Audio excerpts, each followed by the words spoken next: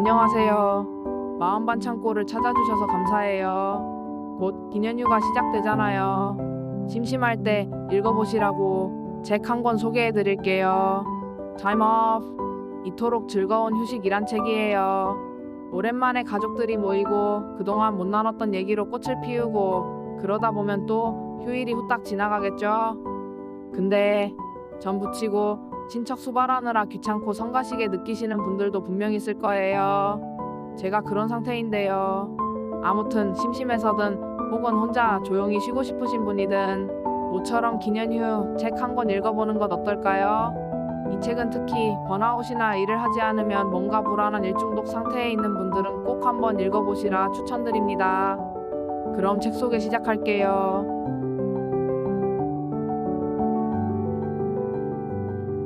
먼저 책을 고를 때 추천의 글과 출판사 리뷰는 필수로 꼭 읽어봐야겠죠. 한 권의 책을 만들기 위해 들인 정성과 그 책을 읽어야 하는 이유를 대충 쓰지는 않았을 테니까요. 독자 입장에서는 핵심 내용을 간추려서 떠먹여주면 좋겠지만 그런 건 가능하지 않잖아요. 어쩌면 책을 읽는다는 건 그 책을 고르고 결제까지 가는 과정, 그러니까 그 모든 행위까지 포함하는 게 아닐까요? 책은 읽으려고 사는 게 아니라 장식용으로 사는 거다라는 우스갯말이 있잖아요. 고르고 살 때 맘과 달리 막상 책을 손에 들면 몇 줄 읽다가 던져두기 십상이잖아요. 그러다 문득 다시 생각나서 찾아 읽는 게 독서가 아닐까 합니다. 물론 책을 팔기 위한 후킹 문구가 들어가 있기도 하지만 일단 책을 읽어보게 만들어야 하니까 그런 고충도 있지 않을까 합니다. 추천 글이나 리뷰에 속아 읽으셨다면 그 또한 독서 경험입니다. 대개는 나와 맞지 않아서 일 수 있다는 생각입니다. 책 몇 권 읽는다고 인생이 달라지거나 내가 갑자기 엄청 똑똑해진다거나 그런 일 없어요. 크크. 원래 한 권 읽은 사람이 제일 무섭거든. 이 세상에 제일 무서운 사람은 많이 읽는 사람 아니야? 안 읽은 사람 아니야? 한 권 읽은 사람의 철학이 제일 무서운 거야. 철학? 신념? 잘 모르고 무식한 사람이 신념을 가지면 무섭습니다. 예전 TV 예능 프로그램에서 강호동과 이경규가 한 말이라는데요. 정말 그렇습니다. 요즘 세상 돌아가는 게 무섭습니다. 유유.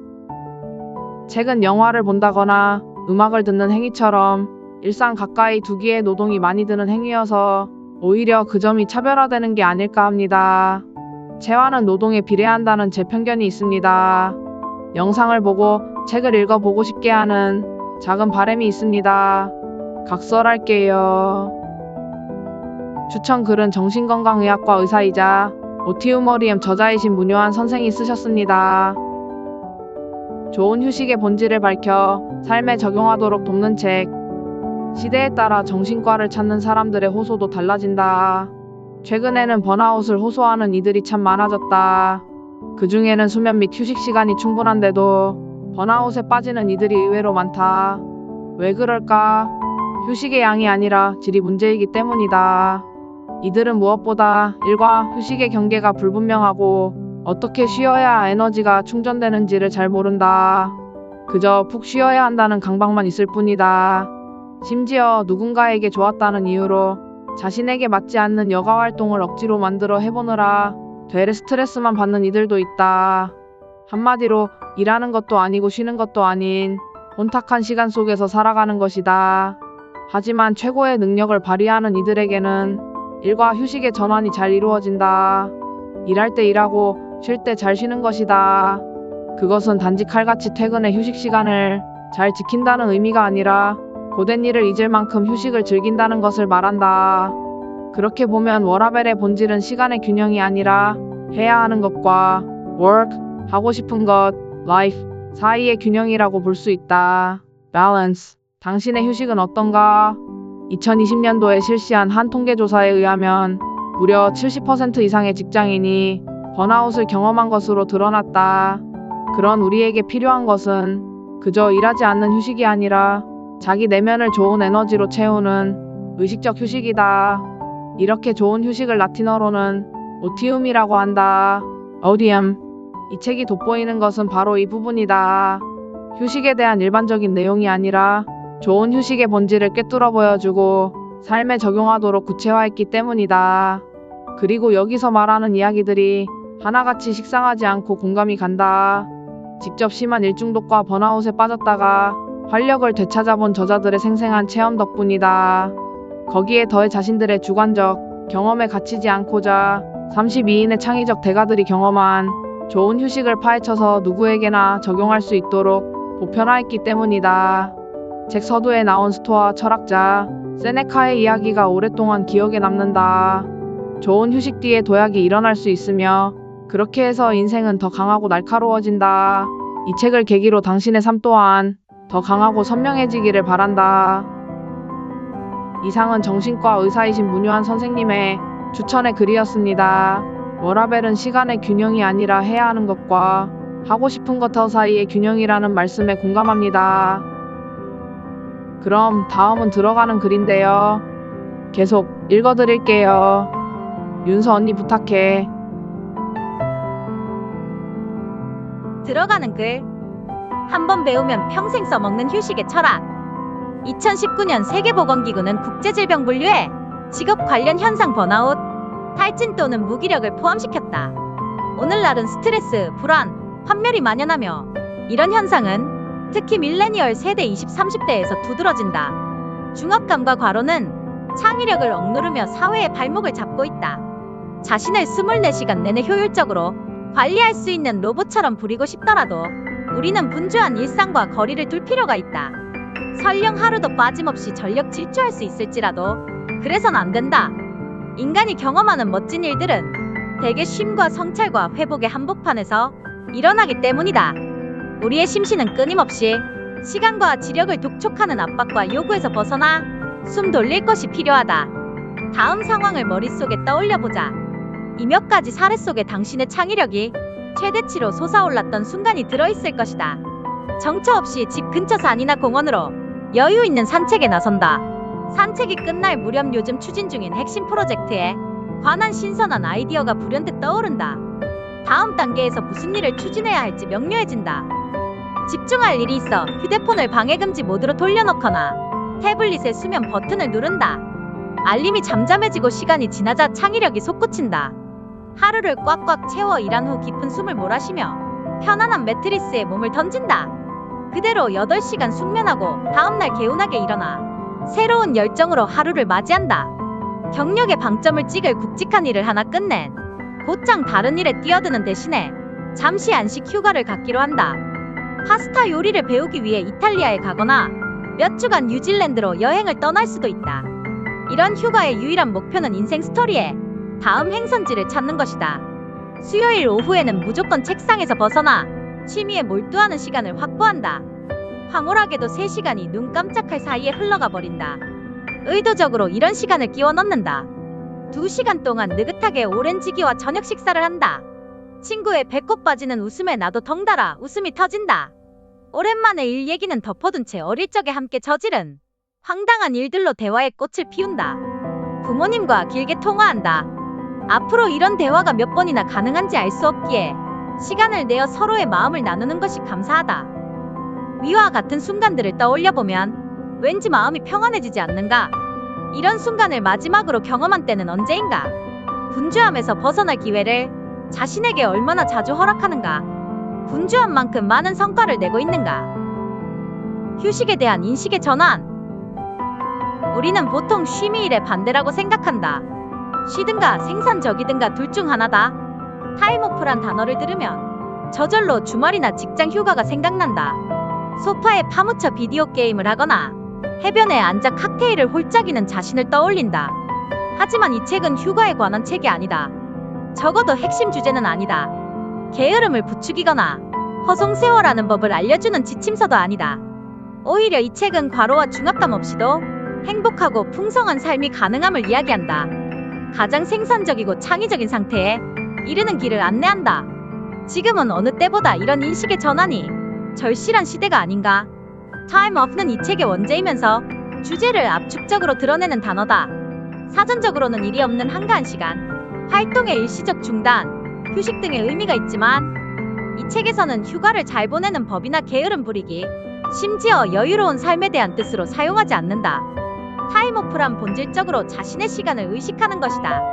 여기에는 작은 순간을 유념하며 그 순간을 소소한 기쁨으로 채우는 일도 포함된다. 단지 며칠 휴가를 내거나 좋은 곳에서 아름다운 풍경을 만끽하는 일을 넘어서서 시간을 의식적으로 사용하고 삶의 분명한 경계를 세우는 일로 이해할 수 있다. 들어가는 글이었습니다. 타임오프에 대한 개념이 짐작되시나요? 그럼 본격적으로 책 속으로 들어가 볼까요? 안녕하세요. 선수 바뀌었어요.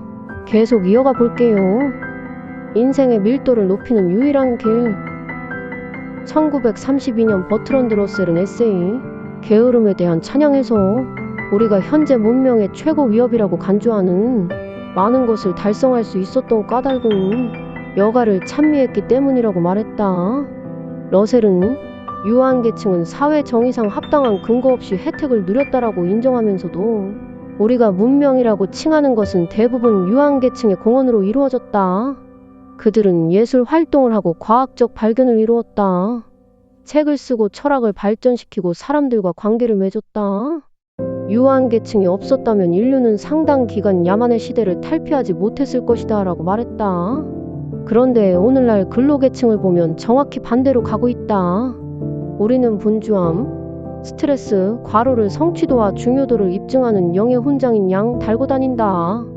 정시에 퇴근하며 하루 일과 틈틈이 충분한 휴식을 취하는 사람은 날마다 장시간 경무에 시달리며 책상 붙박이로 있는 사람만큼 생산적일 수가 없다는 것이다. 정말 그런가? 버트런드 러셀이 문명의 참 원동력에 관해 제대로 알지 못하고 헛소리를 한 이름 없는 몽상가도 아닌데 무언가 앞뒤가 맞지 않는 듯하다. 역사가 잘 흘러오다가 어느 지점에선가 곁길로 빠져 우리는 쉼의 가치를 이토록 철저히 망각하는 지경에 이르렀다. 나심 탈렙은 고된 일이 수치가 아닌 긍지의 징표가 된 것은 역사적으로도 최근의 일이다라고 말했다. 이 그릇된 긍지로 우리 문화는 여러 정신건강 문제와 번아웃, 만연한 불행감의 위기를 만났다. 이는 우리가 간절히 추구해온 생산성이라는 가치에도 큰 부담으로 작용한다. 새로운 시간 개념의 등장. 옛날의 시간은 우리가 아는 대로 시간이 흐르지 않았다. 수렵 채집자인 선조들에겐 자연의 리듬과 눈앞의 단순한 필요가 가장 중요했다. 그들은 배가 고프면 사냥하러 나갔다. 날이 어둑해지고 몸이 노곤해지면 잠자리에 들었다. 오늘날 우리가 생각하는 일 개념은 없었다. 일은 그저 생계 공급과 동요였다. 일이란 자연의 무방비로 노출되지 않도록 주거를 마련하고 굶지 않도록 음식을 공급하는 것이었다. 인구 밀도가 낮은 데다 풍성한 자연 속에 산 덕분에 이 채취자들은 손쉽게 양식을 얻었다.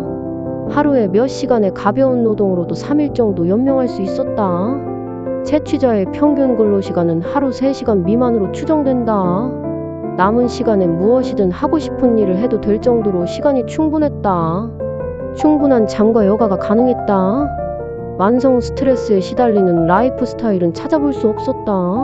간간히 몸집이 큰 포식 동물이 나타나면 건강한 수준의 스트레스를 겪긴 했다. 이 모든 것이 대략 1만 년 전에 바뀌었다. 신석기 혁명이 일어났고 이와 함께 연구 정착과 농업이 출현했다. 이젠 눈앞의 필요에 반응하기보다는 장기적으로 생각하며 미래의 추수를 위한 씨 뿌리기를 해야 했다. 농업의 출현으로 인간은 농작물을 재배하고 가축을 키우기 위해 엄청난 수고를 해야 했다. 수렵 채집자가 했던 것과는 비교도 안 될 정도로 멀리 내다보고 사전에 수확을 계획해야 했다. 새로운 시간 개념이 생긴 것이다. 채취자 시절에는 부족의 기본 필요를 넘어서까지 일하는 것은 쓸데없을 뿐 아니라 낭비였다. 그러나 정착 사회에서 형성되기 시작한 개인의 부개념으로 사람들은 남보다 더 일하려고 노력하기 시작했다. 시간과 노동을 많이 투입하는 것과 노력의 대가를 거두는 것 사이에 직접적 상관관계가 있음을 알게 되었다. 적어도 초기엔 새롭게 발견한 안정성과 더 큰 규모의 불합 공동체가 인류에게 많은 유익을 안겨주었다. 메소포타미아인은 바퀴를 발명하고 수학을 정립했다. 중국인은 비단을 직조하고 종이를 제조했다. 이집트인은 피라미드를 건설하고 정교한 종교 전통을 개발했다. 문화를 꽃피웠다. 동방의 문화 중심지뿐 아니라 고대 그리스와 로마에서도 중요하고 강력한 아이디어가 유례없이 쏟아졌다. 단기간에 세계의 근간이 된 민주주의, 철학, 천문학, 수학, 연극, 문학 등이 탄생했다. 그러나 이 모든 문명의 발전에도 불구하고 최소한 가난하거나 노예가 아닐 정도로 운이 좋았던 대다수 고대 그리스인과 로마인의 일상을 현대인의 시선으로 본다면 한량이라는 딱지를 붙이기 안성맞춤일 것이다. 문명에 크게 공헌한 사람일수록 자신이 일하지 않은 삶을 선망한다는 것을 분명히 밝혔다. 그들에게는 일해야 한다는 건 성공하지 못했다는 뜻이었다. 여가 위주의 삶과 거기서 비롯된 여유 시간에 추구하는 철학, 놀이, 문학, 가족, 스포츠 덕분에 문화가 활짝 꽃피웠다. 호일의 버트런드 러셀이 말한 대로 여가는 문명에 필수적이었다. 아리스토텔레스는 여가가 필수일 뿐 아니라 누구라도 선망하는 최고 경지의 이상이라고 보았다. 일은 필요한 것이고 여가는 고귀한 것이었다. 아리스토텔레스 시대의 사회는 여가 위주로 돌아갔다. 가톨릭 철학자 요제프 피퍼가 그의 책 여가, 문화의 기반 leisure, the basis of culture에서 밝혔듯 여가에 해당하는 고대 그리스어 스콜레는 라틴어 스콜라, 스콜라, 현대 영어 스쿨, 스쿨 영어이다. 스쿨의 본래 의미는 사람들이 문화와 여가의 삶을 살도록 준비하는 과정이었다. 사실 고대 그리스어나 라틴어엔 이를 뜻하는 단어조차 없었고 그저 여가의 부제로만 그리스어, 스콜이야, 라틴어, 넥오디움로 표현되었다는 점은 시사하는 바가 크다. 여가에 대한 인식의 변화. 삶이 통째로 일에 빨려 들어가는 세계라고 부르는 오늘날의 세상에선 일하기 위해 산다는 발상이 종종 당연시된다. 오히려 그 반대가 정신 나간 생각처럼 보일 정도다.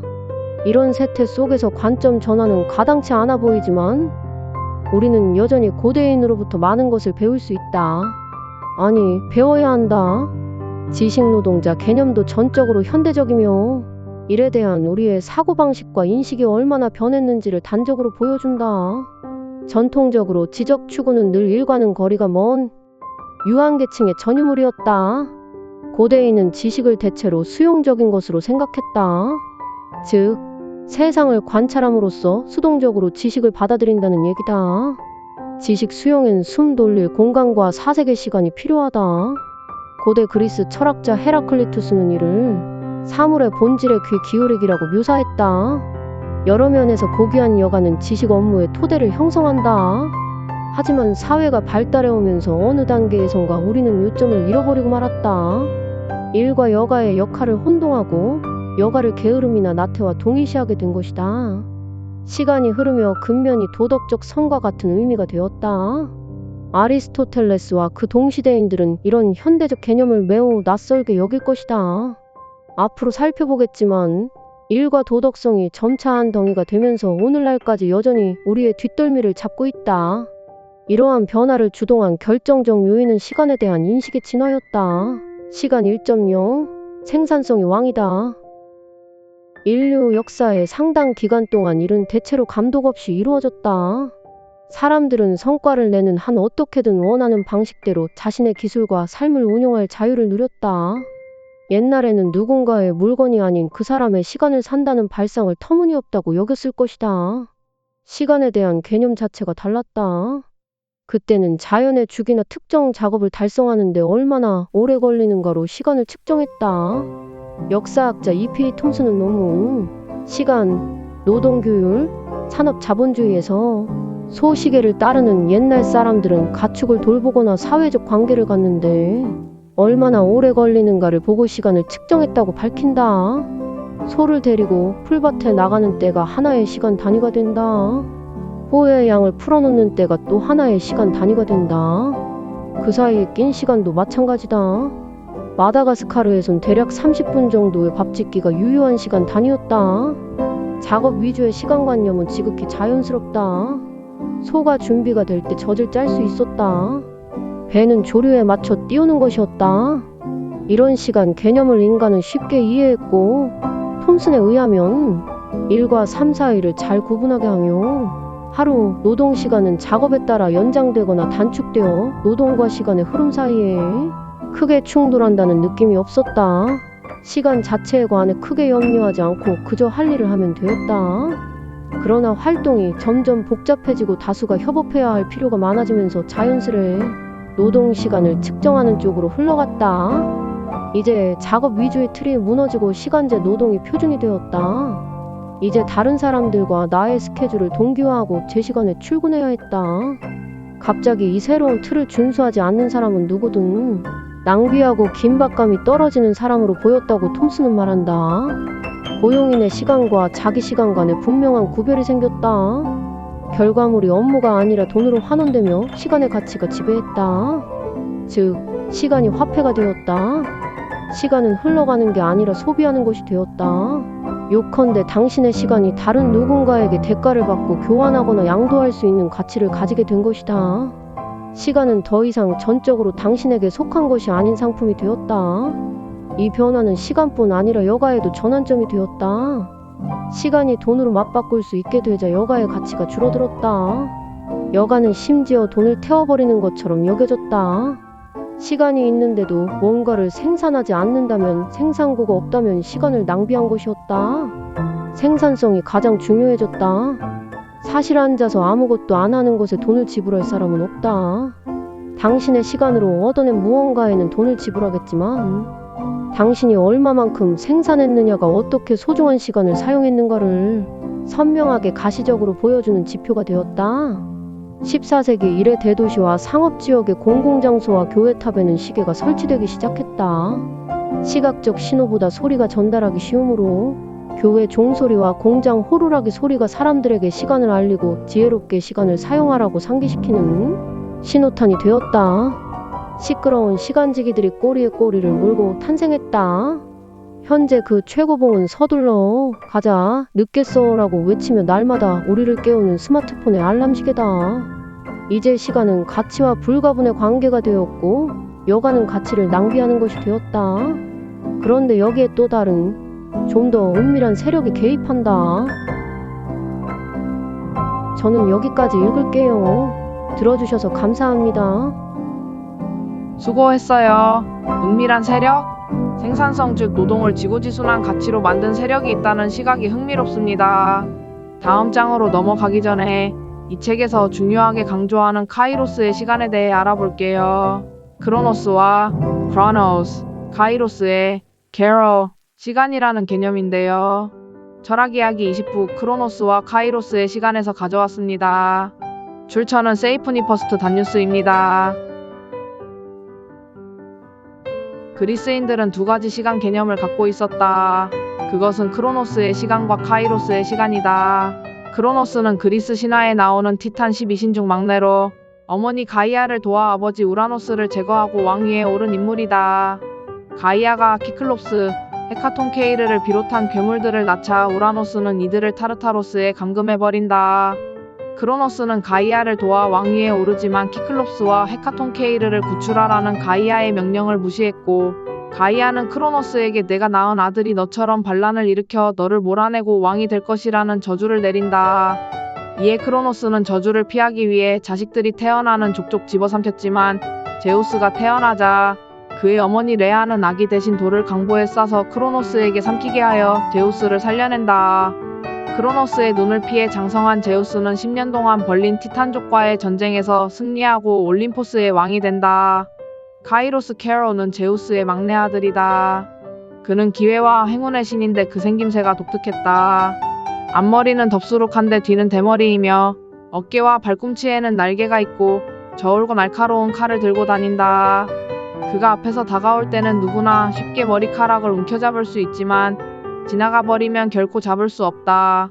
카이로스를 잡기 위해서는 저울과 같은 분별력과 칼 같은 결단력이 필요하다. 카이로스의 앞머리가 무성한 이유는 사람들이 그가 누구인지 금방 알아차리지 못하게 하기 위해서이고 그를 알아차려 발견했을 때는 쉽게 붙잡을 수 있도록 하기 위해서다. 반면 그의 뒷머리가 대머리인 이유는 그가 지나가고 나면 다시는 붙잡지 못하게 하기 위해서며 그의 발에 날개가 달린 이유는 최대한 빨리 사라지기 위해서다. 왼손에 저울이 있는 것은 일의 옳고 그름을 정확히 판단하라는 것이며 오른손에 칼이 주어진 것은 칼날로 자르듯이 빠른 결단을 내리라는 것이다. 그의 또 다른 이름은 기회다. 크로노스의 시간은 우리가 흔히 알고 있는 물리적 시간으로 객관적 정량적 시간이다. 반면 카이로스의 시간은 질적인 시간으로 주관적 정성적 시간이다. 인간에게 시간은 사람에 따라 다소 길거나 짧을 수 있지만 모두 공평하게 주어져 있다. 하지만 그것을 어떻게 쓰냐에 따라서 그것은 크로노스의 시간일 수도 있고 카이로스의 시간일 수도 있다. 크로노스의 시간보다 카이로스의 시간을 사는 사람은 보다 질적으로 행복하고 충만한 삶을 살 수 있다. 우리가 인생을 의미 있게 산다는 것은 인간에게 물리적으로 주어진 크로노스의 시간을 질적인 카이로스의 시간으로 바꿀 줄 안다는 것이다. 그 능력이 한 사람의 운명과 인생의 성패를 결정한다고 해도 과언이 아니다. 이상은 크로노스와 카이로스의 시간에 대한 설명인데요. 무성한 앞머리와 뒤는 대머리라는 비유가 재미있네요. 옛 신화는 언어가 고도화되기 전에 기록이라 비유가 직접적이고 직설적입니다. 또한 도덕이라는 개념이 생기기 전이기도 하니까 세계를 선과 악으로 나눈 옛 신화의 이야기들은 때로 우리를 당황시키지만 또 그런 점이 매우 흥미를 끌기도 합니다. 왔을 때 꼭 붙잡고 지나가 버리면 끝인 기회라는 비유에 정말 공감하지 않을 수 없습니다. 그럼 책 속으로 계속 들어가 볼게요. 헤라 언니 부탁해. 노동 현대판 희생제사. 크로노스가 점령하고 절대적 보편적 시간관념이 우리 삶에 스며들면서 18세기 초 시간 규율이라는 발상이 생겨났다. 이 무렵부터 헌신적으로 기술을 익힌 뒤 작업장이나 사업체를 차려서 나가는 전통 도제식 진로를 따르는 사람들이 점점 줄었다. 대다수가 고정 시간을 공장에서 일하면서 더 이상 일이나 근무 외 시간을 무엇으로 채울지 고민하지 않게 되었다. 얼마 못 가서 대다수는 청교도인 중산층과 상류층은 가난한 사람들이 남은 시간에 무엇을 하는지 걱정하기 시작했다. 시간이 남아도는 일단의 사람들이 남들은 시간을 어떻게 쓰는지에 관심을 보이기 시작한 것이다. 이는 엘리트층이 일의 미덕을 강요하는 방향으로 흘렀다. 가난한 자는 늘 일자리가 있어야 한다. 즉 고용된 상태여야 한다. 그렇지 않으면 빈둥거리고 술이나 마실 테니까. 엘리트들은 정신 수양이 덜 된 하층민들이 점잖은 방식으로 여가를 선용하지 못할 것을 우려했다. 그럴 바에야 차라리 일하는 편이 낫다는 게 그들의 지론이었다. 다음은 톰슨이 인용한 1755년판 소책자의 한 대목이다. 일찍 기상해야 하는 가난한 자는 억지로라도 제 시간에 잠자리에 든다. 그러면 자정 술 파티의 위험을 미연에 방지할 수 있다. 이어서 톰슨은 같은 소책자에서 이른 기상 때문에 가족 내 정확한 규칙성이 생겨서 그들의 가정 살림에 탁월한 질서가 세워질 것이다라는 대목도 인용했다. 그렇다. 이는 엘리트가 하층민을 통제하는 데는 도움이 되었으나 그들의 유익을 위한 건 아니었다. 프로테스탄트 상류층은 이리 미덕이라는 새로운 발상을 설득하고자 종교를 동원해서 일의 신적 타당성과 의미를 부여했다. 사회학자 막스 베버는 프로테스탄트 직업윤리라는 신조어를 만들어냈다. 이 새로운 사고방식에 의하면 신은 우리 인간이 노동을 통해 그분의 일을 완성하도록 의도적으로 세상을 미완 상태로 남겨두셨다. 이 신흥 복음을 강력하게 주창한 토마스 칼라일은 이렇게 말했다. 면실 뽑기를 포함해 모든 일은 고귀하다.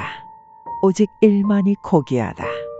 자기가 할 일을 발견한 사람은 복되다. 그로 하여금 다른 복을 구하게 하지 말라. 그에게는 일, 즉 인생의 목적이 있기 때문이다.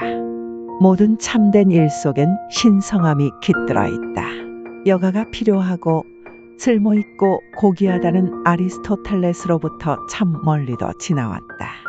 여가를 정죄하며 오직 일만 고귀하다라고 선포한 칼라일이 원한 것은 여가와의 완전한 절연이었다.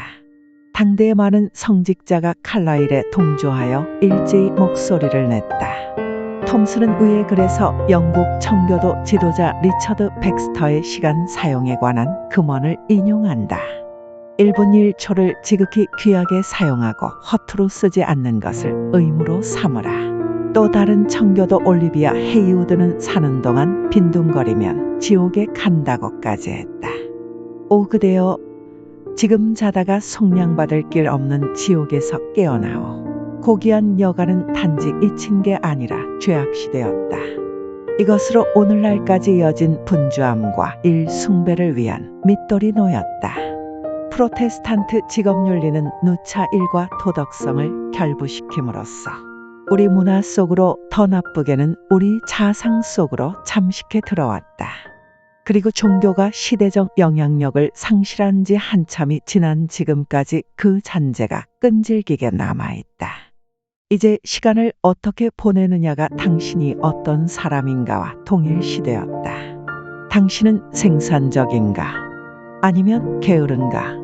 우리는 일이 도덕적으로 선하다는 발상을 고스란히 내면화했고, 그 결과 그런 생각을 지식 경제에서도 아니, 어쩌면 지식 경제에서 더더욱 떨쳐버리기가 극히 어려워졌다. 일이 선한 것이라는 차원을 넘어 일하는 않는 것이 아주 나쁜 것이라는 폭넓은 공감대가 존재하는 듯하다. 특별히 즐기지도 않는 일을 원하는 수준보다 더 열심히 노예처럼 일하지 않는 누군가는 나쁜 사람, 쉽게 게으름뱅이 동정이나 공공구호를 받을 자격이 없는 한심한 기생충이라는 것이다. 인류학자 데이비드 그레버가 그의 책 불시트 잡스, 하나의 이론 bullshit jobs, A Theory에서 한 말이다.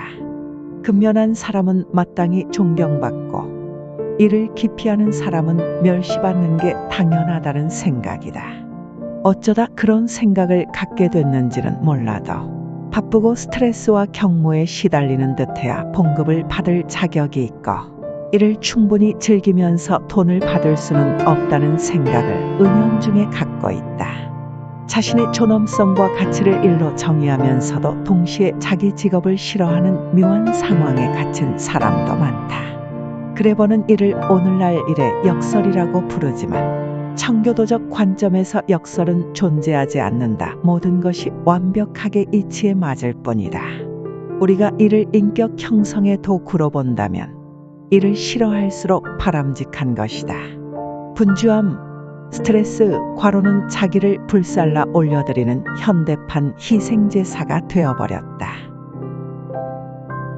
당신의 시간을 소유한 사람들, 19세기 초입 산업혁명의 가속도가 붙을 즈음엔 이미 프로테스탄트 직업윤리가 우리의 문화와 심리에 깊숙이 들어와 박혀버렸다. 노동과 생산성이 곧 지고한 도덕적 선이라는 것은 의심의 여지가 없는 사실이 되었다. 많은 노동자가 근면함으로써 자신의 격이 높아질 수 있다고 생각했다. 인류학자 디미트라 두카스와 폴 듀렌버거는 부의 복음, 일의 복음이란 그래서 일은 성스런 의무이자 나태한 부자에 비해 높은 도덕적, 정치적 우월성을 주장할 수 있는 근거라고 썼다. 그러나 점차 종교가 사회에서 그 장악력을 잃어가면서 왜 일이 선인지에 관한 인식 변화가 엘리트 가운데서 움트기 시작했다. 신흥 산업가 계층은 나태함을 또 다른 도덕적 악덕인 도둑질과 동일시했다. 그들이 피고용인의 시간에 대해 돈을 지불했으므로 그 시간을 소유한다는 논리였다. 이는 일이 이루어지는 방식에 선명한 변화를 몰고 왔다. 늘 고용주가 바라는 결과는 아니었지만 원래 시간을 돈과 맞바꾸려면 먼저 시간을 생산고와 바꿔야 했다.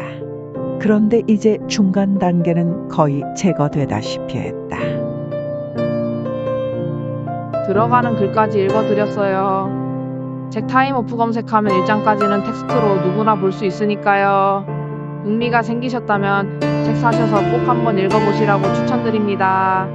상당수 자기계발서들이 한쪽 방향으로 너무 치우쳐 있는 경우가 많은데요. 이 책은 자신에게 맞지 않는 건 버리고 자신에게 맞는 사례들에서 영감을 얻을 수 있어서 좋습니다. 다음은 책 중간중간 몇 구절 가져왔습니다. 책 선택에 도움이 되었으면 좋겠네요. 계속합니다. 발췌글은 은하가 읽어드릴 거예요. 은하야, 부탁해. 창의적인 4단계, 즉 준비, 부화, 발현, 검증 모형은 시간의 검증을 통과했다. 1926년 처음 선보였을 때만큼 오늘날의 현실에도 여전히 유효하다는 얘기다. 이를 통해 우리는 진짜 창의적인 일 중 우리가 흔히 일이라고 여기는 것은 절반도 안 된다는 것을 알 수 있다. 똑같이 중요한 나머지 절반은 우리가 타임오프를 하며 문제에 의식적으로 관여하지 않는 동안에 일어난다. 부화와 발현이 무의식 과정이라고 해서 우리가 통제할 수 없는 건 아니다. 그 과정 역시 하나의 기술로 다뤄야 한다. 창의성은 타임온 준비, 검증과 타임오프 부화, 발현 의부단한 협연이다. 관건은 두 상태 사이에서 적절한 균형점을 찾으며 힘을 빼고 자연스레 타임온과 타임오프를 오가는 것이다. 많은 사람이 부화가 일어날 시간이 필요하다고 생각하면서도 실제로는 시간을 잘 내지 않는다. 우리는 부화를 위해 시간을 내야 한다. 우리가 전문화가 아닌 다양화의 길을 택한다면 여러 다채로운 경험을 통합해야 한다. 그러기 위해선 쉼과 고요의 시간이 필요하다. 클래식 음악 애호가인 올더스 헉슬리는 쉼은 침묵이다 란 제목의 에세이에서 소리의 공백이 클래식의 핵심이라고 설명했다. 침묵은 모든 훌륭한 음악의 정수다. 베토벤이나 모차르트의 음악에 비해 음정이 쉴 새 없이 쏟아져 나오는 바그너의 음악은 침묵 면에서 보면 한참 수준이 떨어진다. 어쩌면 이것이 바그너 음악이 베토벤이나 모차르트 음악보다 훨씬 덜 의미 있게 보이는 이유 중 하나일지도 모른다. 바그너의 음악은 쉼없이 말하기에 덜 말한다. 우리는 세상이 제공하는 폭넓은 아름다움에 자신을 노출시킨 다음 한 발 물러나 이 모든 것을 흡수해야 한다. 우리가 하는 일 사이사이에 타임오프라는 양질의 침묵을 흩뿌린다면 그 일의 창의성과 의미가 한층 증가할 것이다. 창의성 69에서 77페이지에서 찰스 다윈은 하루 3번 90분씩 일했고 나머지 시간에는 긴 산책을 하거나 낮잠을 자거나 상념에 잠겼다. 엄청난 다작가이며 사상가였던 앙리 푸엔카레는 오전 10시부터 정오까지 1차 작업을 한 뒤 오후 5시부터 7시까지 2차 작업을 했다. 어떤 문제로 머리를 싸맸다가 무의식에게 바통을 넘기기에 딱 좋은 시간이었다. 마찬가지로 수학자지 H. 하디는 의식적 작업은 하루 4시간이 최대치이며 나머지 시간을 너무 많은 바쁜 일로 채우면 매우 비생산적이라고 믿었다. 그러고 보니 다윈, 푸엔카레, 하디 모두 같은 이야기를 하고 있다. 제대로 초점을 맞추고 진짜 집중력을 발휘한다면 그리고 이 시간을 양질의 쉼으로 뒷받침한다면 위대한 성취에 필요한 시간은 하루 4시간이면 족하다는 것이다. 이는 우리의 바쁜 문화의 정면으로 위배되는 발상이다. 위대함을 낳는 1만 시간의 법칙은 앤더스 에릭슨과 동료들의 공동 연구로 탄생한 일의 숱하게 인용되었고 말콤 글래드웰의 책 아웃라이어로 대중의 주목을 크게 받았다. 이 법칙은 어떤 분야에서든 전문가 수준에 도달하려면 1만 시간의 의도적 연습이 필요하다는 주장이다. 바쁨과 스트레스와 과로를 악덕이 아니라 미덕으로 간주하는 세상은 쌍수를 들어 이 법칙을 환영했고 지금도 많은 사람은 이 법칙을 마치 교리처럼 신봉한다. 그런데 에릭슨의 실제 연구에는 매일의 의도적 연습이 효과적 수준을 넘지 않도록 제한해야 한다는 내용도 담겨 있다.